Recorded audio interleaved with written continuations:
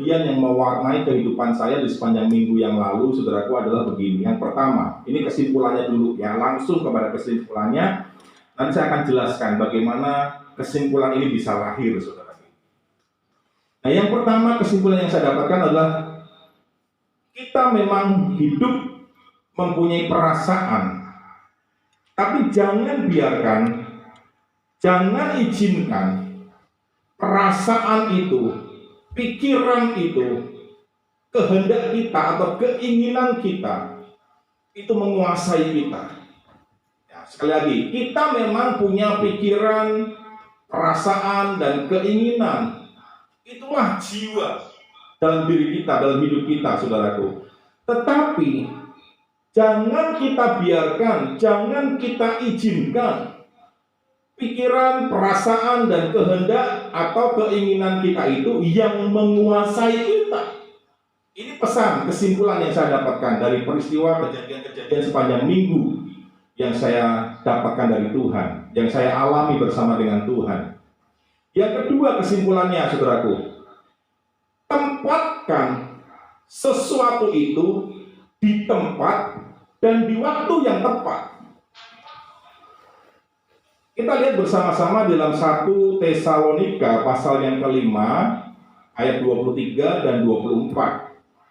1 Tesalonika 5, 23 dan 24. Saudara bisa buka Bible saudara, Alkitab saudara di rumah masing-masing. Ya, saya akan bacakan dalam versi FAYH, firman Allah yang hidup. Dari ayat 23 demikian firman Tuhan. Sekali lagi 1 Tesalonika 5 ayat 23 dan 24. Semoga Allah damai sejahtera itu sendiri menjadikan saudara benar-benar bersih serta berserah kepadanya, dan semoga roh, jiwa, dan tubuh saudara tetap kuat dan tidak bercela sampai hari Tuhan kita Yesus Kristus datang lagi. 24-nya, Allah yang memanggil saudara untuk menjadi anak-anaknya akan mengerjakan semuanya ini seperti yang dijanjikannya. Dari mana saya mendapatkan kesimpulan dari dua hal tadi yang saya kemukakan, saudaraku? Ya, saya mendapati di sekeliling saya, di sekitar saya mendapati bahwa banyak orang-orang yang sakit karena ada beban di pikiran yang menguasai orang tersebut. Jadi orang-orang itu sakit karena ada beban pikiran, ada perasaan yang sedih, perasaan yang terluka yang menguasai kehidupannya sehingga dia sakit. Ini saudara yang terjadi, yang saya lihat, yang saya saksikan peristiwa-peristiwa dalam seminggu ini. Ya, banyak orang yang sakit karena dia memberikan izin, membuka celah kepada perasaannya yang terluka, perasaannya yang kecewa, perasaannya yang pahit, masuk dalam kehidupannya dan berbicara lebih keras daripada firman Tuhan. Jadi perasaan ini berbicara lebih kuat daripada firman Tuhan. Itulah sebabnya mereka sakit. Nah, kita perlu hari-hari ini perhatikan, saudara yang dikasih Tuhan. Saya mendapatkan sebuah data ataupun berita, ya, di dalam sumbernya di dalam jawaban.com, saudaraku. Ini sebagai contoh yang memperkuat apa yang saya sampaikan barusan. Dalam sumber jawaban.com itu dikatakan begini. Sebuah penelitian terbaru oleh tim peneliti dari Universitas Concordia menunjukkan bahwa menahan kepahitan atau menyimpan kepahitan bisa jadi sumber penyakit. Tim peneliti dari Universitas Concordia ini mencoba menemukan dalam penelitiannya itu, yaitu tentang hal ini, saudaraku. Yaitu mereka ingin menemukan korelasi hubungan antara kegagalan, kepahitan, dan kualitas hidup. Apa pengaruhnya, apa dampaknya, apa hubungannya ketika seseorang mengalami kepahitan, bagaimana kualitas hidupnya? Bagaimana ketika seseorang mengalami kegagalan dan kegagalan kepahitan itu menguasai hidupnya? Apa yang terjadi dalam kehidupannya? Bagaimana kualitas hidupnya? Itu yang diteliti, saudaraku. Ya, katakan sekali lagi, seseorang yang mengalami kepahitan terus-menerus bisa menyebabkan perasaan marah, permusuhan yang meluas. Jika dibiarkan bisa mempengaruhi kesehatan fisik seseorang. Ini dikatakan oleh seorang psikolog dari penelitian itu, saudaraku, yaitu Dr. Karsten Worth. Ya. Nah, satu lagi saya mau sampaikan kepada saudara, sumbernya ada dari MakassarSindonews.com, saudaraku. Ya. Di sana dikatakan begini. Ini contoh yang lain yang menguatkan, yang meneguhkan apa yang kesimpulan yang saya sampaikan di atas tadi. Dikatakan begini, para peneliti yang dilansir dari buku The Healing and Discovering the Power of the Water, karangan Dr. Masaru Emoto, memang menemukan sejumlah korelasi tadi hubungan penyakit dalam tubuh manusia. Apa yang didapatkan? Apa yang ditulis dalam buku itu? Dikatakan begini, saudaraku. Menyimpan amarah, menyimpan dendam, dan menyimpan kepahitan, itu akan menyebabkan imun kita mati. Dari situlah bermula segala jenis penyakit, seperti stres, kolesterol, hipertensi, serangan jantung, serangan virus, dari berbagai macam penyakit berbahaya lainnya. Ternyata kesimpulan saya diperkuat oleh penelitian dan penemuan yang baru saya sampaikan kepada saudara. Jadi selanjutnya apa yang akan saudara buat dengan hal ini, saudara? Ketika sudah mendengar hal ini, bahwa ternyata sakit penyakit yang didapatkan, yang diterima atau dialami oleh banyak orang, itu karena kondisi perasaannya, pikirannya, kehendak, keinginannya berbicara lebih keras daripada firman Tuhan itu sendiri. Saya berdoa, saya berharap saudaraku, setelah kita nanti mendengar semua rangkaian pembahasan, pembelajaran firman Tuhan ini, saudara mengambil satu respon, tanggapan yang positif, saudara mengambil satu sikap hidup yang baru. Jangan izinkan pikiran saudara, perasaan saudara, keinginan atau kehendak saudara itu yang menguasai hidup kita. Jangan berkata lagi, ya wajar dong, kan masih ada daging nempel di dalam diri saya, dalam tubuh saya. Selama saudara masih berkata seperti itu, pikiran, perasaan, kehendak, keinginan itu cenderung akan lebih dapat menguasai kehidupan saudara.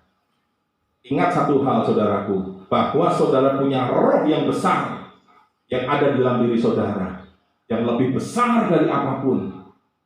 Amin, saudara. Karena firman Tuhan berkata bahwa roh yang membangkitkan Yesus Kristus dari kematian itu, roh itu juga sekarang tinggal dan diam di dalam kita. Seharusnya suara roh yang membangkitkan Yesus, yaitu Roh Kudus yang ada dalam diri kita, seharusnya dialah yang menguasai hidup kita. Bukan kepahitan, bukan kekecewaan, bukan sakit hati. Seharusnya Roh Kudus itulah yang perlu saudara lebih dengar daripada perasaan saudara yang sakit, yang terluka, pikiran-pikiran negatif saudara yang lahir dari peristiwa-peristiwa yang masuk yang saudara alami. Mari belajar, saudara, belajar hari-hari ini. Responilah semuanya itu dengan baik, dengan benar. Jangan libatkan perasaan saudara lebih dominan. Jangan libatkan pikiran saudara lebih dominan. daripada firman Tuhan itu sendiri. Sekali lagi ya, fakta kenyataannya kita memang punya pikiran, punya perasaan. Karena kita diciptakan dengan 3 unsur tadi. 1 Tesalonika 5 ayat yang ke-23 tadi, yang berkata semoga roh, jiwa, dan tubuhmu terpelihara sempurna, tak bercacat, sehat, baik, sampai pada hari kedatangan Tuhan Yesus. Jadi Tuhan Yesus mau ketika suatu hari nanti dia datang menjemput kita, roh, jiwa, tubuh kita semuanya sehat. Itu yang Tuhan rindukan buat kita. Karena itu Tuhan hari ini memberikan pengajaran kepada kita. Jangan berikan tempat kepada pikiran saudara, perasaan saudara yang terluka itu, yang pahit, yang kecewa itu, untuk berbicara lebih keras, menguasai hidup kita, mengendalikan hidup kita. Amin, saudaraku. Ya, mari kita lihat bersama-sama fakta ini. Sebaliknya, pikiran dan perasaan kita harus ditempatkan, harus diletakkan di tempat yang tepat dan di pribadi yang tepat, yaitu Tuhan Yesus sendiri. Ketika kita menempatkan pikiran kita, perasaan kita, kehendak kita tidak di tempat yang seharusnya, tidak di tempat yang tepat, maka kita akan memiliki masalah. Ada satu sebuah kelompok orang lah, katakan begitu, saudaraku. Ya, ini sebuah aliran filsafat juga, tergolong dalam aliran filsafat orang-orang yang menganut aliran yang namanya postmodernisme. Ya, ini kemarin kita dibukakan melalui pertemuan MDPJ bersama dengan Bapak Gembala Pembina kita, Pak Niko, saudaraku. Di dalam acara melalui Zoom meeting itu, ada dari tim teologi memberikan satu pemaparan tentang satu tema LGBT, saudaraku yang dikasihi Tuhan. Ya, dikatakan ada sebuah aliran, ada sebuah penganut, sebuah konsep yang memiliki filsafat postmodernisme. Ya, post di sini bukan bermakna tentang suatu periode atau waktu. Memang biasanya kalau ada kata post itu cenderung mengacu artinya kepada satu periode atau satu waktu tertentu. Tetapi di dalam postmodernisme ini tidak berbicara tentang sebuah periode atau waktu. Tetapi postmodernisme ini berbicara tentang sebuah konsep yang hendak atau ingin melampaui segala yang modern. Jadi sebelumnya ada kelompok orang yang menganut paham modernisme. Kemudian karena tidak puas, ada orang-orang yang tidak puas dengan paham ini, dengan pengajaran ini, akhirnya mereka membentuk sebuah aliran filsafat yang baru, yaitu postmodernisme. Nah, apa yang dianut oleh paham ini, saudaraku? Paham ini menempatkan keinginan dan pendapat pribadi adalah yang lebih benar. Ini hati-hati, saudaraku. Sekarang ini di sekitar kita banyak orang-orang yang menganut paham ini. Sehingga lewat paham ini, lewat pengajaran ini, lewat konsep ini, hari-hari ini banyak lahir, banyak muncul LGBT. Ditambah sekarang LGBTQ. Lahirnya paham LGBT, orang-orang LGBT ini dari paham konsep postmodernisme ini. Kenapa bisa demikian? Karena dikatakan bahwa orang-orang ini yang percaya, yang menganut paham postmodernisme ini, dia ini orang-orang yang menempatkan keinginan dan pendapat pribadinya lebih benar. Tadi di awal saya katakan, kita harus menempatkan pikiran kita, perasaan kita, kehendak, keinginan kita di tempat yang benar, di tempat yang seharusnya. Tetapi sebaliknya, postmodernisme ini memberikan pelajaran buat kita. Mereka justru melawan arus itu, kebenaran itu. Mereka bahkan menganggap kebenaran firman Tuhan bukan sebagai kebenaran yang absolut lagi, yang mutlak, bukan. Sehingga akhirnya karena mereka bahkan menggantikan moralitas dengan relativisme, sehingga akhirnya mereka menjadi pribadi yang rusak. Inilah bahayanya, saudaraku. Bukan hanya sakit penyakit, tetapi mentalitas kita rusak, moralitas kita rusak. Kenapa? Karena dua kesimpulan tadi. Kita tidak menempatkan pikiran, perasaan, dan kehendak kita di tempat yang tepat, di tangan yang tepat, di pribadi yang tepat, di waktu yang tepat. Dan kita memberi tempat justru buat pikiran, perasaan kita, kehendak kita, keinginan kita untuk bersuara lebih keras, lebih dominan daripada firman Tuhan. Tampaknya sakit penyakit, moralitas bobrok, ya, buruk, rusak, mentalitas juga runtuh, saudara. Contohnya apa? Ketika mereka menggantikan moralitas mereka dengan relativisme, sesuatu hal yang tidak mutlak. Apa dampaknya, saudaraku? Ketika mereka menempatkan pikiran mereka, kehendak, keinginan mereka lebih benar daripada firman Tuhan. Kita lihat sama-sama contohnya, ya. Dalam Kejadian 1 ayat 27 dan 28 saya bacakan buat saudara dalam versi FAYH. Demikian firman Tuhan, Kejadian 1:27. Demikianlah Allah menciptakan manusia itu menurut rupa dirinya. Diciptakannya manusia itu menurut rupa Allah. Perhatikan ini. Allah menciptakan laki-laki dan perempuan. Alkitab jelas mengatakan bahwa Allah menciptakan laki-laki dan perempuan. Menurut bahasa aslinya, kata laki-laki dan kata perempuan ini juga menunjukkan, mengacu kepada ciri biologis. Ciri-ciri yang bisa kelihatan, yang bisa nampak, yang jelas. Bahwa ini laki-laki, ini perempuan. Namun saudaraku yang dikasihi Tuhan, apa yang diperbuat, apa yang diterima oleh orang-orang postmodernisme ini, mereka justru menganggap bahwa pendapatnya itu, perasaannya itu lebih benar. Dari mana kita bisa tahu? Mereka berkata begini, saya walaupun laki-laki, tapi saya merasa saya perempuan. Ada juga yang perempuan bilang, saya perempuan, dilahirkan perempuan. Tapi perasaan saya, pendapat saya bukan perempuan. Saya laki-laki. Sehingga apa yang terjadi, saudaraku?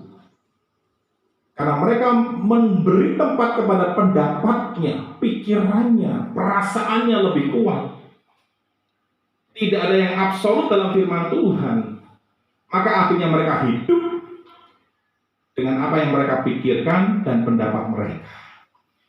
Sehingga sekalipun mereka diciptakan sebagai perempuan, karena mereka merasa berpendapat saya laki-laki, dia berperilaku seperti laki-laki.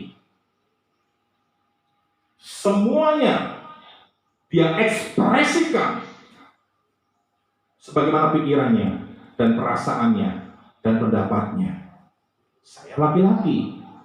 Demikian juga sebaliknya yang laki-laki juga sama. Karena dia berpendapat, dia berpikir saya perempuan, akhirnya semua yang dia ekspresikan yaitu dia berperilaku seperti perempuan. Sehingga hal inilah yang merusak moral, mentalitas, kehidupan orang-orang di zaman ini, saudara. Dalam orientasi kebutuhan biologis mereka mulai menyimpang. Kenapa? Dimulai dari pikiran dan perasaan dan kehendak dan keinginannya yang ditempatkan tidak pada tempatnya. Ketika saudara memberikan tempat kepada kepahitan ada di dalam hati saudara, dan kemudian setelah diberi tempat, diberikan waktu atau diberikan kesempatan untuk berbicara lebih keras, maka hidupmu cenderung dalam masalah besar. Hari ini melalui firman Tuhan, kita dibukakan. Ayo saudaraku jemaat yang dikasihi Tuhan, kita memang hidup dengan pikiran, perasaan, dan kehendak. Itulah jiwa yang Tuhan berikan kepada kita. Tapi sekali lagi, janganlah beri pikiran, perasaan, dan kehendak kita itu menguasai hidup kita, mengendalikan hidup kita. Dan tempatkanlah pikiran, perasaan, kehendak, keinginan saudara, letakkan kepada kebenaran firman. Sinkronkan dengan kebenaran firman. Yang mengerti katakan amin. Saudaraku yang dikasihi Tuhan, tujuan Tuhan menciptakan manusia dengan memiliki kehendak, pikiran, perasaan, yaitu jiwa itu, sesungguhnya adalah supaya dengan jiwanya manusia itu dapat mendorong mereka untuk melakukan kehendak Tuhan. Di dalam ayatnya yang Kejadian 2:16 ya, dikatakan di sana begini. Pada waktu manusia diciptakan, Tuhan memberikan kehendak bebas. Ini contoh yang lain ya, saudaraku. Kehendak bebas kepada manusia. Kejadian 2:16. Kita punya kehendak bebas nih. Artinya apa? Kita bukan robot yang disetir, dikendalikan dari surga, digerakkan seperti seorang dalang menggerakkan wayang. Enggak seperti itu. Manusia diciptakan, dibekali dengan kehendak bebas. Apa tujuan Tuhan memberikan manusia itu kehendak bebas? Dikatakan bahwa ayat yang ke-17-nya dikatakan di sana, ketika Tuhan memberikan, boleh, semua boleh kamu makan yang ada di Taman Eden ini.